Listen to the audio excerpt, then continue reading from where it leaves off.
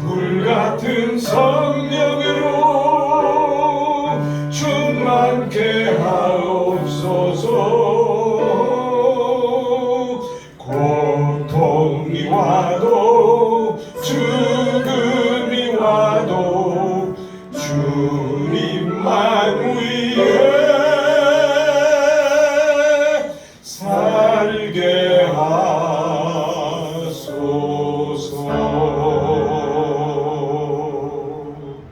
아멘. 아멘.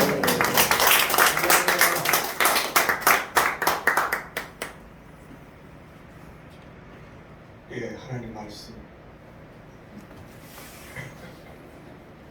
예, 베드로전서 1장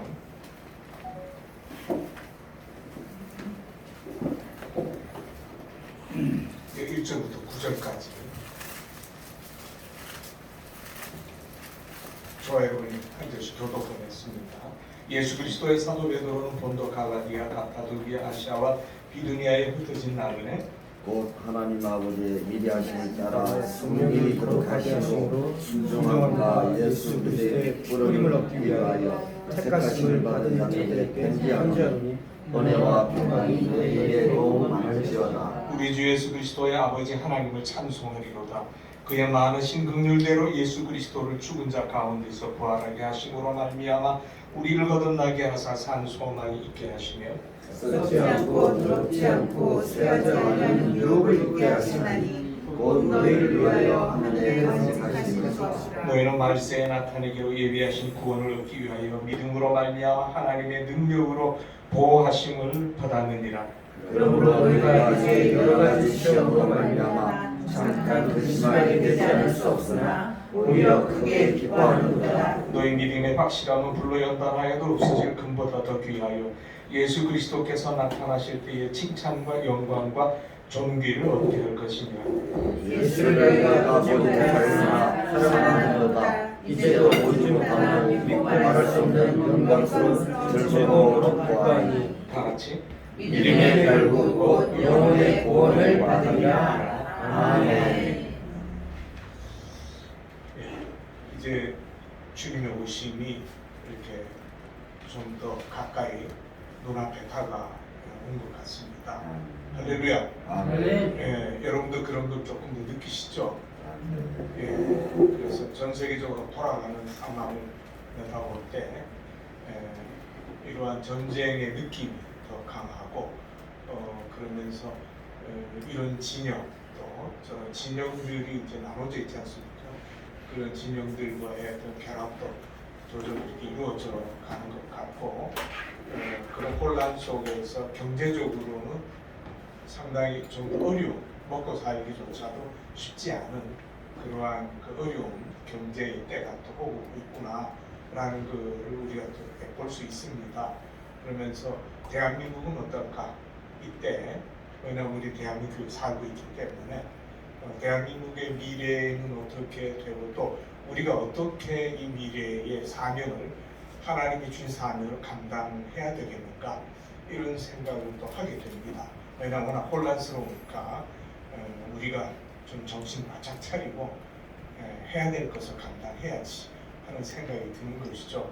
그러면서 드는 생각은 이제 한국이 어떤 제사장 나라 역할 같은 것을 감당해야 될 때가 다가오는구나. 말로만이 아니라 저도 옛날에는 말로 이제 그런 얘기들을 많이 했는데 지금은 현실적으로 대한민국에 가까이 다가오고 있구나. 그러면서 남북 통일, 북한과의 통일도 오히려 우리나라 사람이 아닌 외국 사람도 많이 얘기하고 있는데 우리가 어차피 남북한의 통일도 이 복음 가운데 이루어야 될 줄은 믿습니다. 그러면서 어떻게 우리가 이제 이 때가 돼 가는데 사명을 제대로 좀 감당할 것인가 라는 생각을 할 때 책임은 교회에 있습니다. 남한의 교회 우리가 거기 속해 있죠 지금은. 근데 북한 동포들도 그 안에 북한 교회도 지하교회도 있는데 언제까지 북한 동포들의 눈에 피눈물을 흘리게 할 것인가 그건 또 우리의 책임이 크다고 볼 수 있죠. 우리가 그들을 그렇게 내버릴 수는 없잖아요. 근데 사실 남한의 교회가 연합해서 하루만 하나님 앞에 손잡고 기도만 해도 북한은 무너질 줄 믿습니다. 아, 네, 하나님이 그거 못하시겠습니까? 그런데 우리가 하나님이 그 큰 권능과 하나님의 뜨거운 그 마음을, 사랑의 마음을 알고 있으면서도 한국 교회는 교회끼리 싸워요. 교회끼리 연합이 안 돼요. 그러면서 어마어마한 일들도 얼마든지 할 수 있는 한국 교회가 이렇게 침체되고 지금은 모기 때문에 침체되고 예, 그런 생각하니까 웃음이 나옵니다. 한국 교회가 이렇게 약했나 이런 생각이 들고요. 우리 한국 교회가 그런 교회가 아닙니다. 할렐루야. 예, 전 세계 복음화를 위해서 우리가 뭔가 앞장서서 할 수 있는 그런 교회, 제아장 나라 교회 같은 그런 역할을 한국 교회가 감당해야 되는데 지금 우리가 못하고 있나 이런 생각이 들어요. 그러면 정말 힘이 빠집니다. 이게 아닌데 우리가 이러고 있을 때가 아닌데 그런 생각하면서 기도하면 성령께서 마음속에 뜨거운 마음을 주세요. 할렐루야.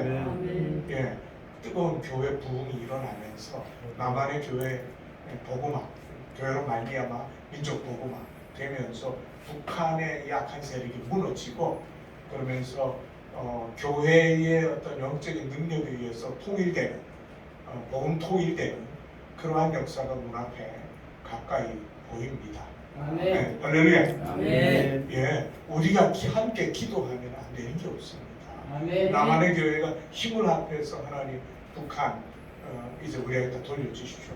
북한 교회에 거대한 부흥이 일어나게 해주십시오. 우리와 함께 이제 그때 복음 통일하면서 남북한 전체가 복음의 나라, 하나님의 제사장 나라, 마지막 세계 선교 앞장서는 나라, 이러한 나라가 얼마든지 될 수 있습니다. 아멘.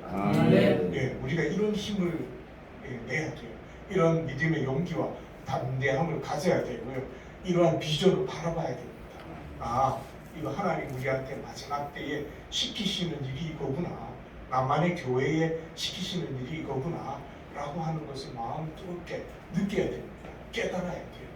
그렇게 해서 하나님의 능력 우리한테 한번 다시 부어주셔가지고 복음 통일하고 힘을 합해서 마지막 세계 선교하는 게 제아장 나라처럼 그 가운데 이번에도 제가 이제 중국 사람들을 좀 가서 보고 왔는데 정말 그들 보고 있으면 가슴이 무너지죠.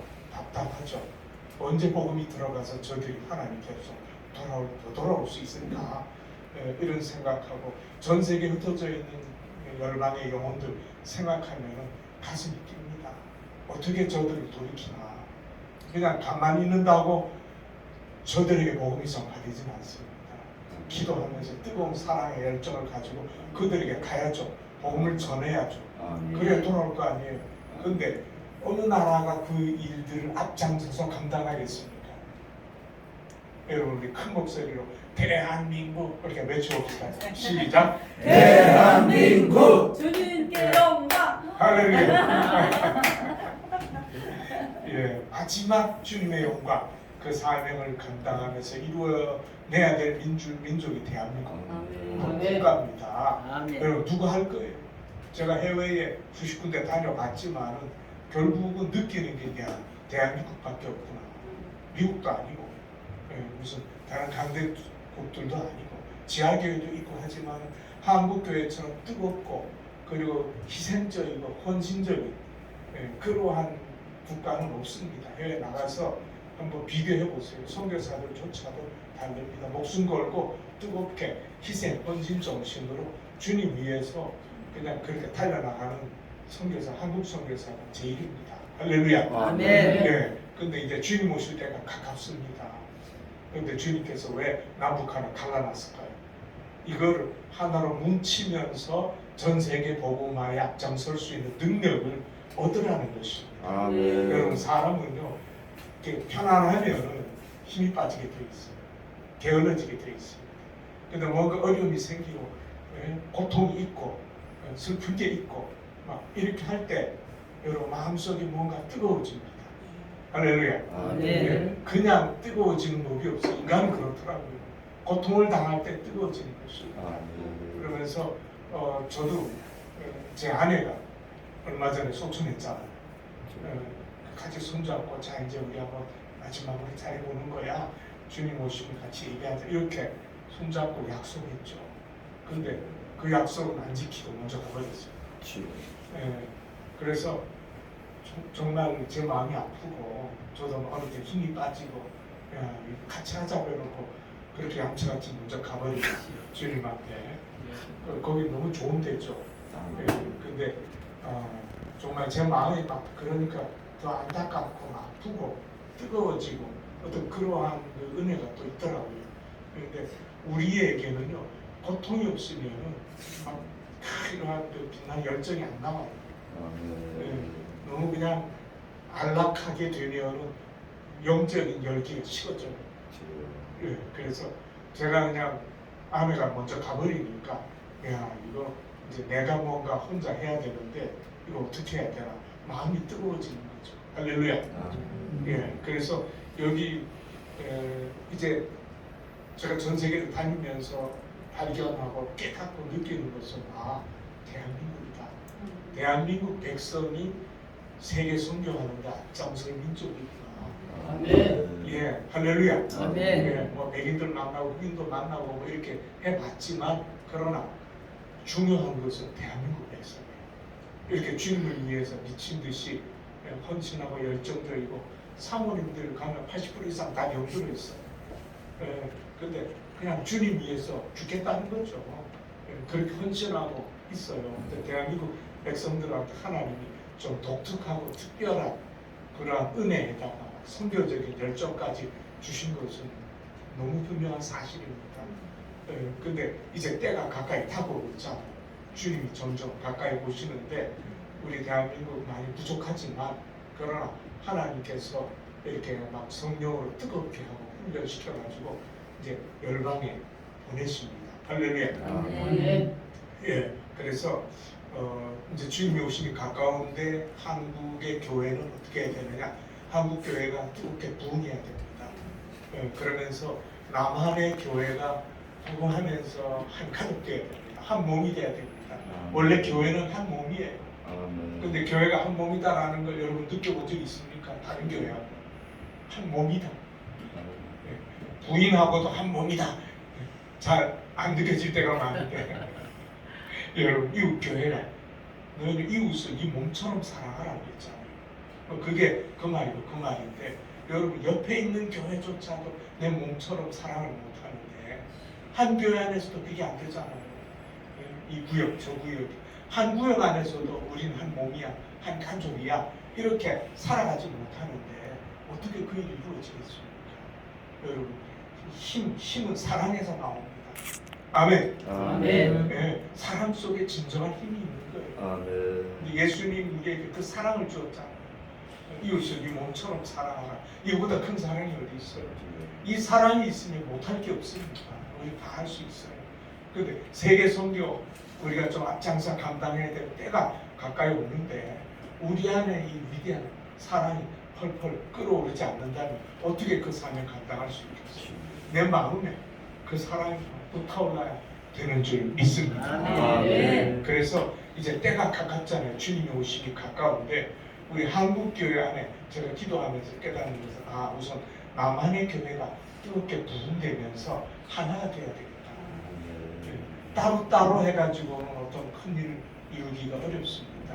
김수 목사님 와 계시지만은 한 15교회가 연합되어 있으니까 있는데 15교회가 한 가족같이 그렇게 연합되어서 정말 이끌어냈고 없고 옆에 있는 사람이 내 가족이고 이러한 실제적인 느낌과 실제 삶의 실제가 15개 교회에서 터져 나오기 시작하면 이거는 한국 교회에 다 변화시킵니다.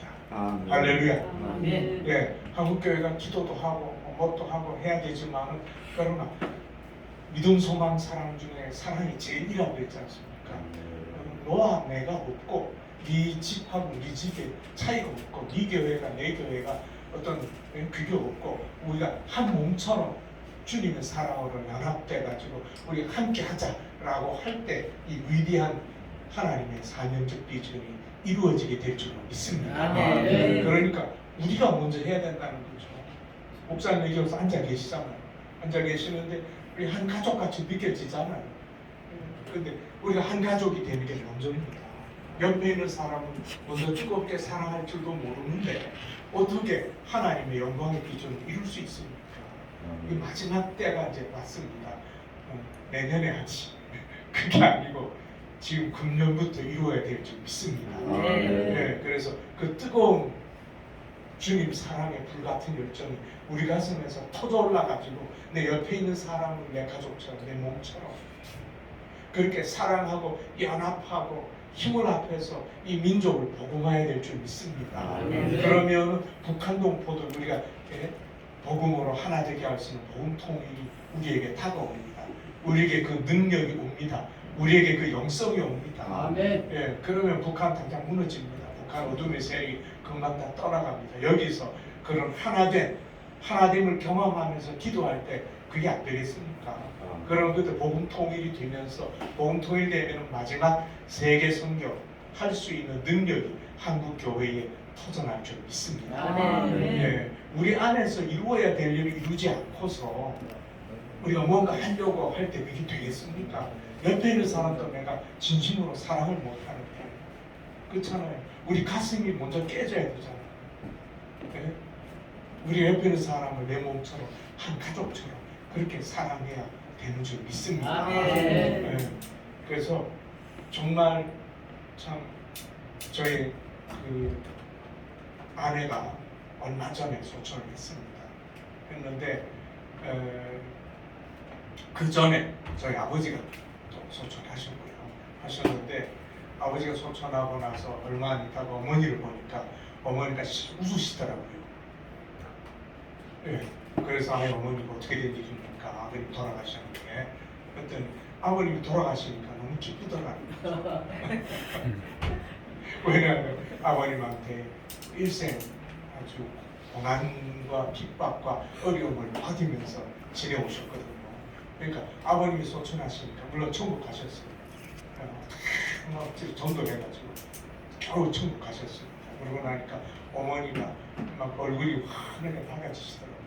그 고난받고 고통받다가 아버님을 떠나시고 나니까 어머니 얼굴이 그렇게 밝아질 수가 없어요. 그리고 지금도 어머니는 굉장히 기뻐하고 계세요. 왜? 고난에서 벗어나니까. 근데 그 고통을 누가 알겠어요? 근데 여러분 우리가 정말 예수님의 사랑을 가지고 그냥 마음속에 사랑해야지 이래 가지고는 아무것도 할 수 없습니다. 북한 동포들 우리가 사랑으로 우리 민족이 하나가 되어야 돼요. 사랑할 때 하나 됩니다. 근데 우리 곁에 있는 형제 자매들 서로 사랑하고 한 가족처럼 이렇게 느껴야 됩니다. 이렇게 둘이 만나니까 어때?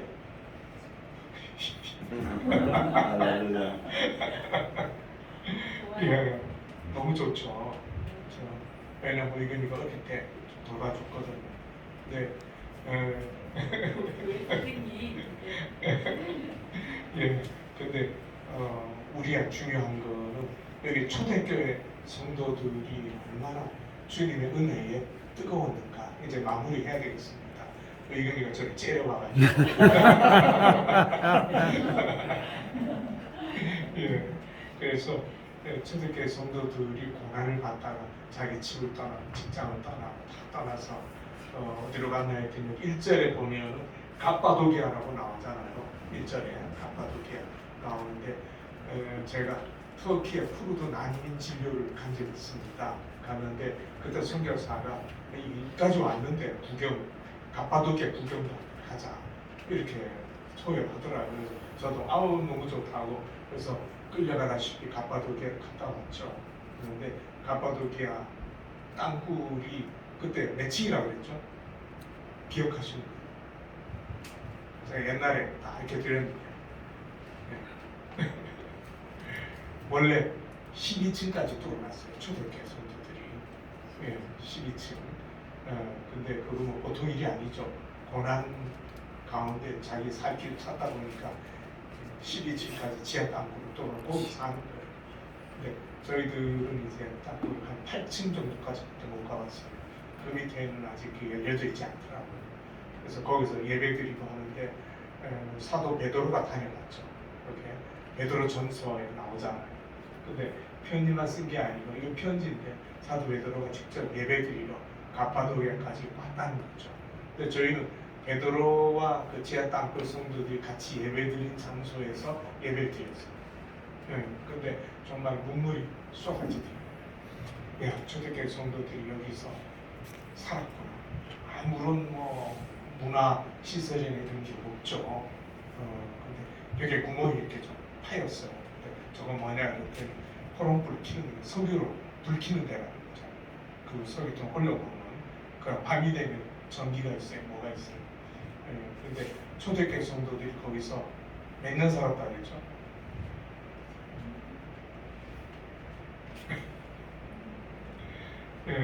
초대교회 성도들이 거기서 300년 살았대요.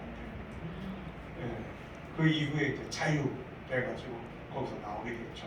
콘스탄틴 대제가 자유를 선포해서 겨우 거기서 끌려 나왔는데 313년에 자유를 선포했잖아요. 근데 그 성도들이 300년이나 그 가운데서 고통받다가 자유를 얻어서 나왔다고 하는 그곳. 근데 믿음을 지키기 위해서 300년을 거기서 살았다는 거죠. 살다가 죽고 살다가 죽고 벽에 무덤이 있어요. 벽에. 그걸 한번 또 멀리 뭐한 5,600년 벽을 긁어가지고 무덤처럼 이렇게 해서 거기다가 시체를 묻혔다는 거죠. 근데 그게 여기에 나오는 가파도키아입니다. 근데 믿음을 지키기 위해서 그냥 살기 위해서가 아니라 믿음을 지키기 위해서 거기서 죽은 것이죠. 땅굴에서 나오질 않고 나오면은 살 길도 있겠죠. 그러나 왜 안 나왔냐 제가 선교사님한테 물어봤더니 나와가지고 이렇게 뚱땅거리고 자유롭게 살다가 믿음을 배반할 수가 있다는 거죠. 믿음이 약해지고 믿음을 배반할 수 있기 때문에 초대교회 성도들은 300년 동안 거기서 자유 로마 황제가 선포할 때까지 그 땅굴에서 살았다는 거죠. 왜? 믿음을 지키기 위해서. 믿음이라는 것은 고난이 있는 곳에 믿음이 있습니다. 저도 그러한 것을 경험을 하지만 우리 삶에 잘 나가다가 고난이 닥치면 그때 믿음이 뜨거워집니다. 제대로 안 하던 기도가 속에서 터져 나옵니다. 그러면서 기회 있으면 더 전도도 하게 되고 왜? 고난이 우리 삶과 몸에 닥치니까 우리가 뜨거워지는 거예요. 우리가 정신 차려지는 거죠. 아, 주님을 위해서 내가 더 헌신하고 더 살고 더 기도도 더 하고 해야 되지. 내가 하나님을 회개해야 되겠다. 회개가 절로 나와요. 고난이 닥치면. 그래서 우리가 고난을 받는다라고 하는 것은 절대 부정적으로 생각하면 안 돼요. 우리 삶에 고난이 조금이라도 있습니까? 근데 그건 하나님의 은혜와 축복입니다. 그런 말미암아 우리가 뜨거워지잖아요. 그래서 저도 최근에 좀 고난을 겪었습니다.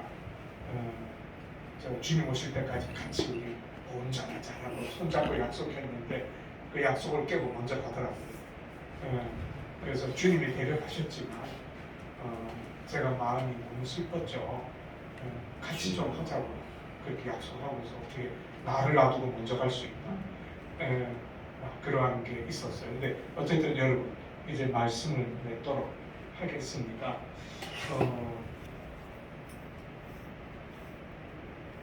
6절, 7절, 8절 같이 읽겠습니다. 함께 시작. 그러므로 너희가 이제 여러 가지 시험을 말하며 잠깐 의심하게 되지 않을 수 없으나 오히려 크게 기뻐하느니라. 너희 믿음의 확실함은 불로 연단하여도 없어질 금보다 더 귀하여 예수 그리스도께서 나타나실 때에